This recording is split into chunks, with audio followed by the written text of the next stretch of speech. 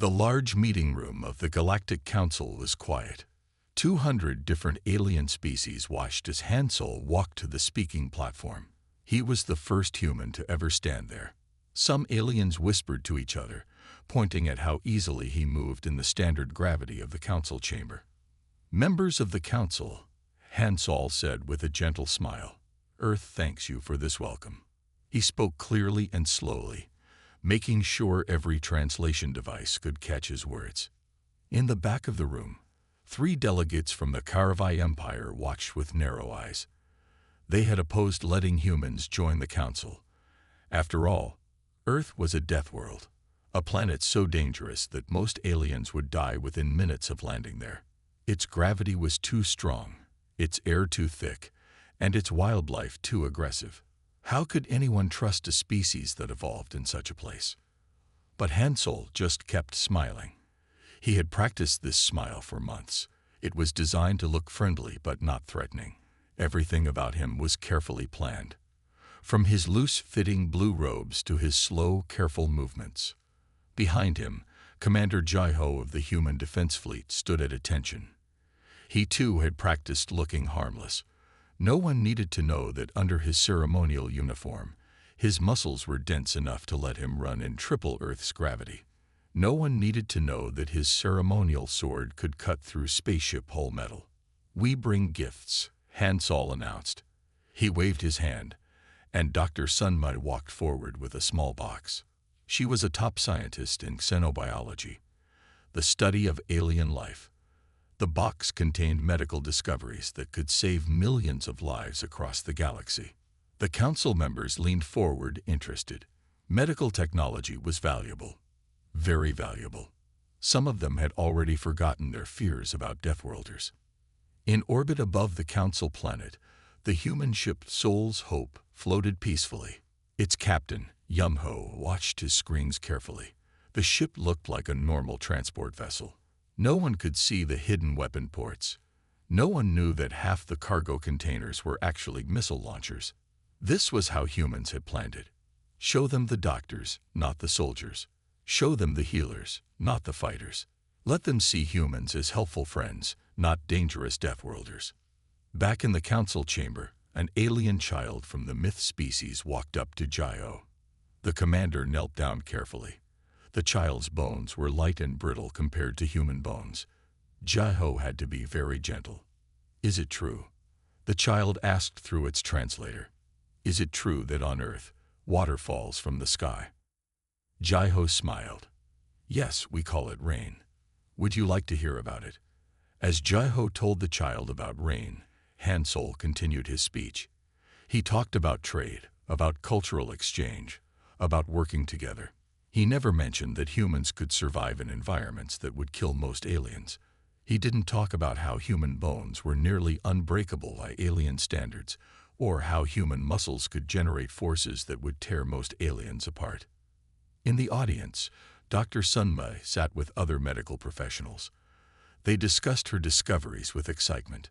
No one asked how she had learned so much about alien biology so quickly. No one wondered why humans were so good at understanding how different species could be hurt or healed. The first day of human membership in the council went perfectly. Too perfectly, some might say. But most aliens were too busy being impressed by human technology and human friendliness to wonder about that. That evening, Hansol met with Jai-Ho and Sunmai in their secure room at the council embassy. The room was swept for listening devices every hour. The walls were thick enough to stop any known form of surveillance. "How did it go?" Jai-Ho asked, dropping his careful pose for the first time that day. Hansol's diplomatic smile changed to a more natural one. "They believe what they want to believe. They see us as useful, helpful primitives who manage to survive on a harsh world." Sunmai laughed softly. "They love the medical technology. No one asked why we understand trauma care so well. No one wondered why we know exactly how different alien bodies break." "And the ship?" Hansol asked. "All quiet," Jai-Ho reported. "They scanned us 3 times. The shields held. They think we're just a simple transport vessel." Hansol nodded. This was how humanity would survive in the galaxy. Not through force, not yet. They would make themselves useful, helpful, peaceful. Let the galaxy forget that humans evolved on a world that tried to kill them every day. Years passed. Humans spread through the galaxy, always careful, always friendly. They built hospitals. They improved trade routes. They helped solve problems. If anyone noticed that human ships were a bit too tough, human soldiers a bit too strong, they didn't say anything. After all, humans were so nice, so helpful. The HFY Empire kept watching.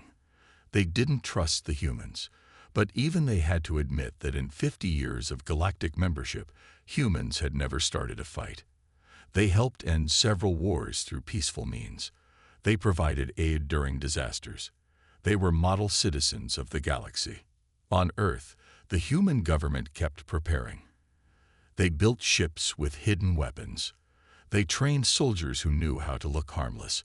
They developed technology that could be used for peace or war. Always ready, always waiting. Because humans knew something that the rest of the galaxy didn't understand yet. Being peaceful was not the same as being weak. Being friendly was not the same as being harmless. Humans had chosen to be nice. They had chosen to be helpful and peaceful. But they never forgot how to be dangerous. In his office on Earth, Han Sol looked at reports from across human space. Colony worlds were growing. Military strength was increasing, hidden carefully behind civilian projects. Everything was going according to plan. A message came in from one of the outer colonies. The HFY Empire ships were getting bolder, testing human borders. Han Sol read the report calmly. Let them test. Let them wonder. Let them think humans were just lucky survivors from a harsh world. The truth was much simpler and much more frightening. Humans weren't peaceful because they had to be. They were peaceful because they chose to be. And one day, if the galaxy forced them to make a different choice, everyone would remember why Earth was called a death world. But for now, Han Sol put on his diplomatic smile and prepared for another day of being nice. After all, humans were very, very good at playing the long game. They could wait. They could be patient. They could be nice. For now, Governor Taiwan of New Seoul Colony was having a quiet morning when the alarm started. He was drinking his coffee and looking out over the colony's main dome. The dome protected the alien visitors from Earth's normal gravity and air pressure. Humans could walk freely both inside and outside, but their alien friends needed the special environment of the dome. Inside the dome, human children played with alien children. It was a normal sight. New Seoul was known as one of the most peaceful mixed-species colonies. Taiwan watched as a human teacher helped an alien child learn to draw. Everything was peaceful. Then the sky turned red. HFY warships appeared from nowhere. Their weapons were already firing. The colony's outer shields lit up under the attack. Taiwan's coffee cup fell from his hand. Get everyone to the shelters. He shouted into his communicator. Emergency Protocol 1. The HFY had planned their attack well. They hit the shield generators first. They thought they knew everything about human defenses. They were wrong. What they didn't know was that every human building was a fortress. What looked like decorative metal panels were really military-grade armor. Every peaceful-looking research dome could turn into a bunker. The HFY thought they were attacking helpless civilians. Instead, they were walking into a trap 50 years in the making. But Taiwan wasn't thinking about traps or secret defenses. He was watching the school dome. It was full of children, human and alien. The HFY ships were targeting it. Get those kids out, he ordered. The human teachers were already moving. They lifted alien children carefully but quickly, protecting their fragile bodies. Each human teacher carried 3 or 4 alien children to safety, running at speeds that made the aliens gasp. The school dome's shields were failing. A human teacher named My Son saw it happening. She didn't hesitate. She threw herself over a group of alien children as the dome cracked. Her body, evolved on a death world, was strong enough to protect them from the falling debris. In orbit, the HFY commander watched with satisfaction. His ships had disabled the colony's main defenses. Now they would show everyone that humans weren't so special. His sensors showed no major weapons, no military ships. Perfect. Then his sensor officer screamed. The cargo ships in the colony's port were changing. Panels slid away, revealing weapons bigger than any civilian ship should have. The research stations in orbit were opening up, showing missile launchers and energy weapons. On the ground, humanity's mask was falling away. Teachers who had been gently helping alien children were now moving with frightening speed and strength. Doctors who had been healing the sick were pulling out weapons designed specifically for human hands, too heavy for any other species to lift. Taiwan reached his command center.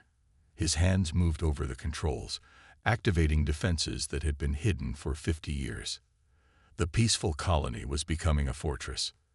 But he couldn't save everyone. The school dome collapsed. My son protected her group of alien children, but there were others who didn't make it. Human and alien children died together as the HFY ships kept firing. Taiwan's hands shook as he sent a message to Earth. It was just 3 words. They targeted children. In the Galactic Council chamber, Han Sol was in the middle of a trade discussion when he got the message. The other delegates saw his face change. The careful diplomatic smile disappeared. For the first time in 50 years, they saw what a human really looked like when they stopped pretending to be harmless. The HFY Empire, Han Sol said in a voice that made everyone step back, has attacked the New Sol colony. They killed children, human and alien children. The HFY delegates in the chamber started to speak, but Han Sol wasn't listening. He was sending a signal that humans had prepared but hoped never to use. Across human space, hidden weapons powered up. Ships that looked peaceful transformed into warships. 50 years of preparation was coming to an end. In the council chamber, the alien delegates were panicking. They had never seen humans like this. The careful masks were gone. The gentle smiles had disappeared. Now they saw what Deathworlders really looked like when they were angry. Commander Jaiho's voice came over the chamber speakers. He wasn't pretending to be a simple ceremonial officer anymore. All human ships, this is command. Protocol 0 is now active. I repeat, Protocol 0 is active. The alien delegates watched in horror as the humans around them changed. Gone were the careful, slow movements. Gone were the gentle smiles and patient explanations. Now they moved with their full speed and strength, no longer hiding what evolution on a death world had given them. Dr. Sunma stood in her medical lab, looking at her alien patients. She had tried so hard to help them, to heal them. Now she would show everyone why humans understood anatomy so well. Her medical knowledge could be used in other ways. The HFY ships over New Sol were celebrating their victory when the first human warships arrived. The ships were painted with a new symbol, a broken smile. The time for being nice was over. In the ruins of the school dome, my son stood up. Her back was bleeding from protecting the alien children, but she didn't feel the pain. She looked at the crying children, human and alien, and made them a promise. "We were nice," she said softly. "We were so nice. For 50 years, we showed you our kindness. Now they'll see our strength." Taiwan sent another message to Earth. New Sol stands ready. The children are in the shelters. The masks are off. May God have mercy on the HFY, because humanity won't. In the council chamber, Han Sol looked at the frightened alien delegates.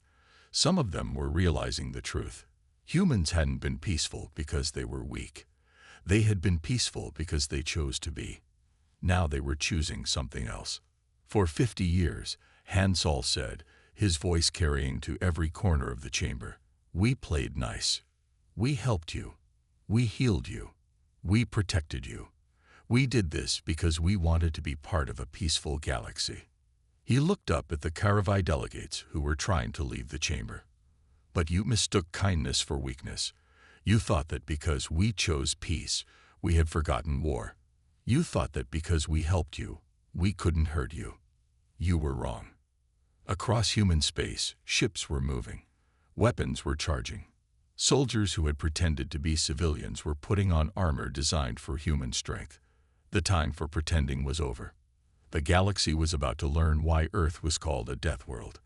They were about to learn what happened when humans stopped being nice. Admiral Yuna stood on the bridge of her flagship, the Earth's Fury. For 50 years, this ship had posed as a scientific research vessel. Now its true nature was clear. Weapons extended from hidden ports. Armor plates shifted to reveal missile launchers. The gentle blue paint changed to reveal military markings. All ships report ready, Admiral, her communications officer said. The officer wasn't wearing the usual friendly uniform anymore. Now she wore battle armor designed for human strength. Begin the attack, Yuna ordered. Her voice was calm. She had trained for this day for 30 years. Show them what a death world species can do. The human fleet moved with terrible speed. The Carvey ships tried to run. They had thought humans were slow and careful because they had to be. Now they learned the truth. Human ships could pull maneuvers that would kill most alien crews. The high gravity of Earth had made humans strong enough to survive forces that would break other species. Dr. Min-Ki watched from his laboratory as the fleet attacked. He had spent years pretending to study peaceful technology. Now he opened his real laboratory. The weapons inside were designed for human hands only. They were too heavy for other species to lift. The recoil would break alien bones. Send out the combat suits, Min-Ki ordered. His assistants began distributing armor and weapons to the human soldiers. It's time to show them what we've been working on. In space, the Carvey fleet was learning hard lessons. Their ships fired weapons that should have destroyed human vessels. Instead, the human ships took the hits and kept coming. 50 years of pretending to be fragile had fooled everyone. Human ships were built to survive anything. How are they moving so fast? A Carvey commander screamed as another of his ships exploded. Their crews should be dead from the gravity forces. The answer was simple. Humans had evolved on a world with crushing gravity. What killed other species barely slowed them down. On the ground, the battle for New Seoul was changing. Human soldiers emerged from hidden bunkers. They wore powered armor that made them even stronger. They moved with speed that seemed impossible to alien eyes. A group of HFY soldiers had cornered some alien civilians in a broken dome. They thought they had an easy victory. Then they heard heavy footsteps behind them. My son, the teacher who had protected children during the first attack, stood there. Her back was still bleeding, but she didn't care. She wore combat armor now and carried a weapon that looked too big to use. The HFY laughed at her. Their laughter died when she lifted the massive gun with one hand. They had forgotten that human muscles, evolved on a death world, were incredibly strong. My son didn't smile as she attacked. The time for smiling was over. In his command center, Governor Ta-Won coordinated the defense. He had changed too. Gone was the gentle administrator. Now he was a military commander. He had always been one, hidden behind a peaceful smile. Sector 3 is clear, a soldier reported. The Carvey didn't expect the underground tunnels. They didn't know every building was connected to a military bunker. Of course they didn't, Ta-Won said. We spent 50 years making them think we were just lucky survivors from a harsh world.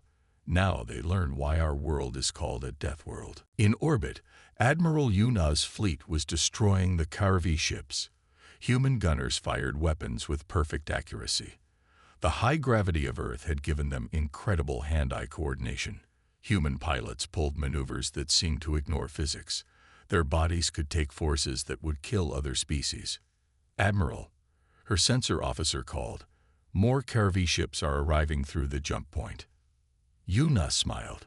It wasn't a nice smile. Good. More targets. The new Carvey ships arrived ready for battle. They had the latest weapons and armor. They thought they were prepared. They were wrong. Dr. Min-Ki's weapons were designed to take advantage of human strength. When the Carvey ships fired their best weapons, human ships survived. When human ships fired back, their weapons cut through HFY shields like they weren't there. How is this possible? The HFY admiral demanded. They're supposed to be peaceful. No, his lieutenant said quietly. They chose to be peaceful. There's a difference. On the ground, my son led a group of human teachers in clearing buildings. They all wore combat armor now.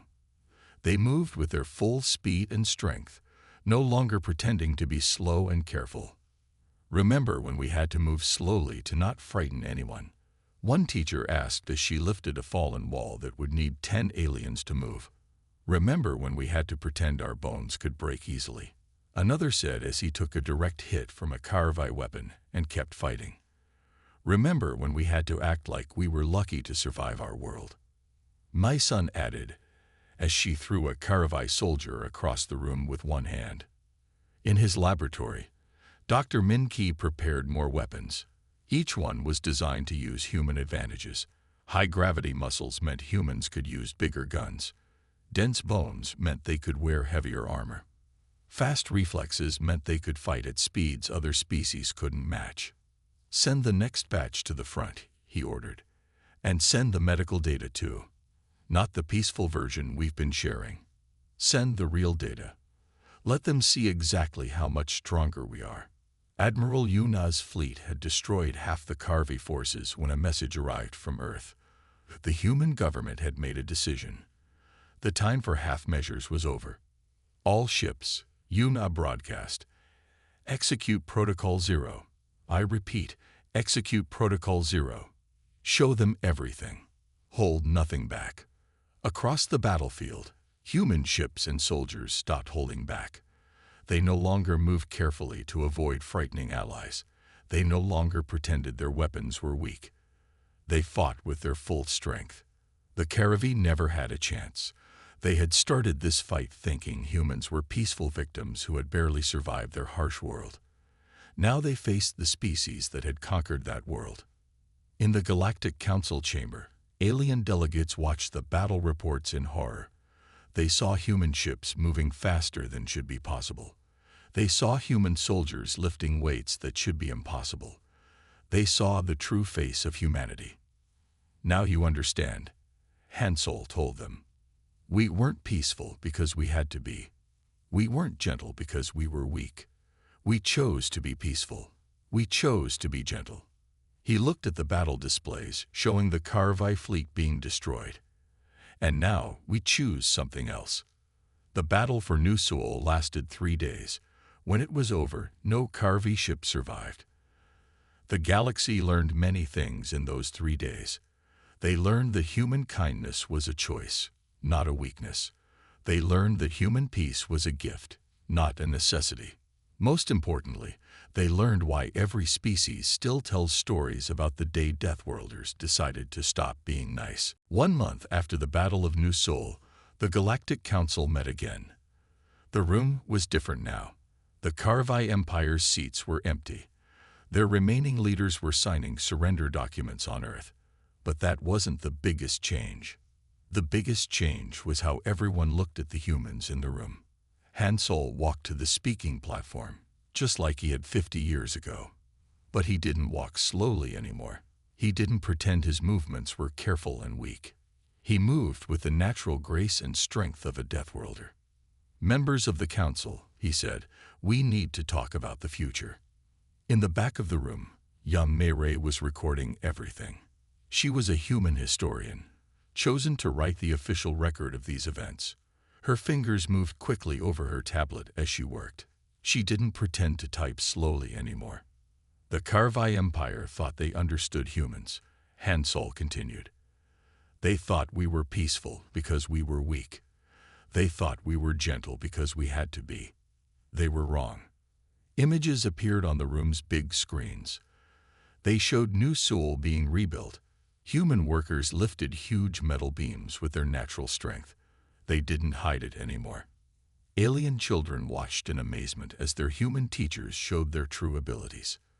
For 50 years, we pretended, Hansol said. We acted weak to make you comfortable. We moved slowly to avoid frightening you. We hid our strength because we wanted peace. Dr. Sunma stood up from her seat.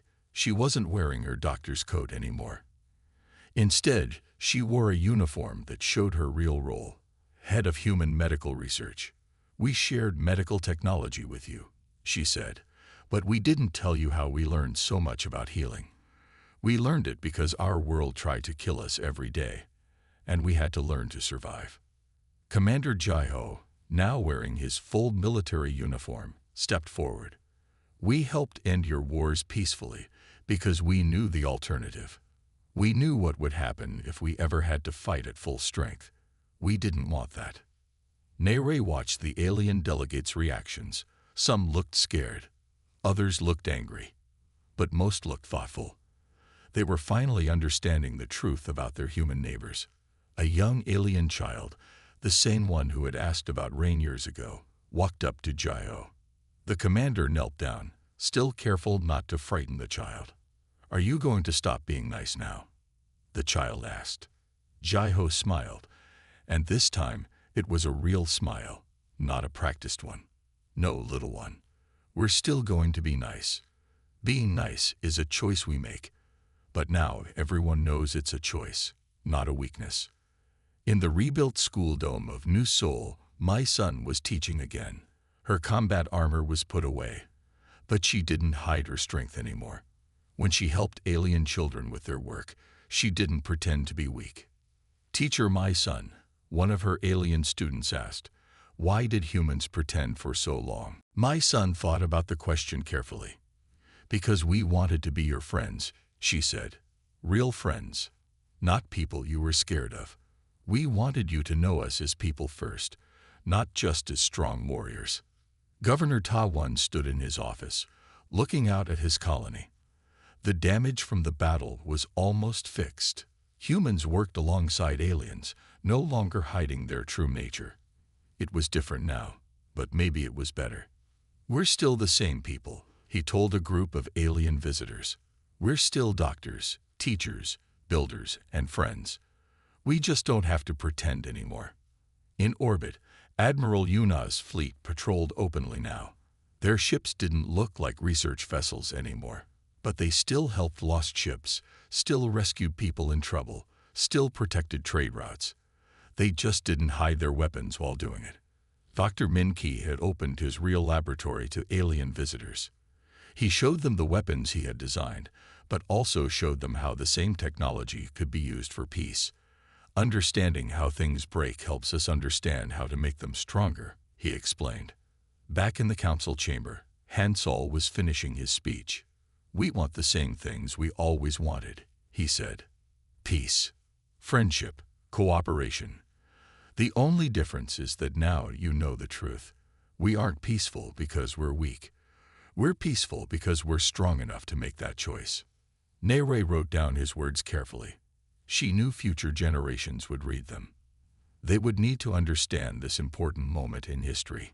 After the meeting, Hansol met with Jai-ho and Sunmai in their office.